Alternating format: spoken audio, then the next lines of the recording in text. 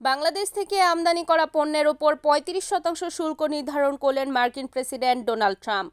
আগামী ১ আগস্ট থেকে এই শুল্ক কার্যকর হবে।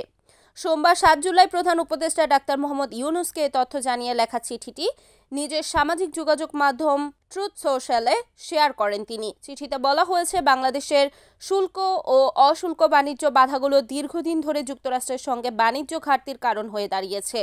এই অসামঞ্জস্যপূর্ণ বাণিজ্য সম্পর্কে ঠিক করতেই নতুন শুল্ক নির্ধারণ করা হলো। কোনো পণ্য উচ্চ শুল্ক এড়াতে তৃতীয় দেশ দিয়ে পাঠালে যুক্তরাষ্ট্র সেই পণ্যের উপর আরও বেশি শুল্ক আদায় করবে। বাংলাদেশ যদি যুক্তরাষ্ট্রের জন্য বাজার সম্পূর্ণ উন্মুক্ত করে এবং শুল্ক ও অশুল্ক বাধাগুলো সরিয়ে দেয়, তাহলে এই শুল্ক পুনর্বিবেচনা করা হতে পারে। এছাড়া বাংলাদেশি কোম্পানিগুলো যদি যুক্তরাষ্ট্রে উৎপাদন বা কারখানা স্থাপন করে, তাহলে তাদের পণ্যের ওপর কোনো শুল্ক দেওয়ার প্রয়োজন হবে না। এমনকি এই ধরনের বিনিয়োগের অনুমতি দ্রুততম সময়ের মধ্যে দেওয়া হবে। চিঠিতে বাংলাদেশ যদি এই শুল্কের বিরুদ্ধে পাল্টা কোনো ব্যবস্থা নেয়, তাহলে শুল্ক আরও বাড়ানোর হুমকি দিয়েছেন ট্রাম্প।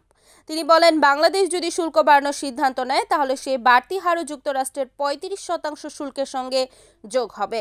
গত ৩ এপ্রিল বিশ্বের বিভিন্ন দেশের ওপর পাল্টা শুল্ক আরোপ করেছিলেন ট্রাম্প। সে সময় বাংলাদেশি পণ্যের ওপর ৩৭% শুল্ক আরোপ করা হয়েছিল।